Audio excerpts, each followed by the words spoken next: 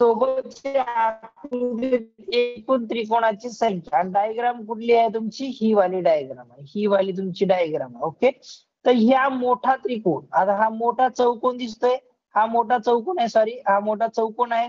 चौकोनाला आपण काय केलं याच्या आधी? तर याला नंबरिंग देतो मोठ्याला 1 2 3 4 5 6 7 आणि 8. तसं इथं पण देऊया 1 2 3 4 5 6 7 आणि 8. मग आपण काय केलं? सर्वात मोठा चौकोनातील सर्वात मोठा अंक कोण आहे? 8 गुणिले 2 केला, बरोबर.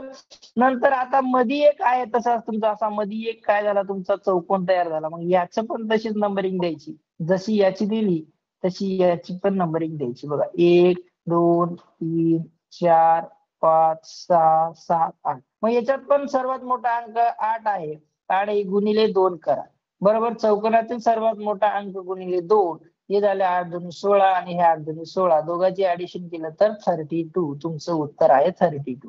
ओके, समजलं? सगळ्यांना समजलं का?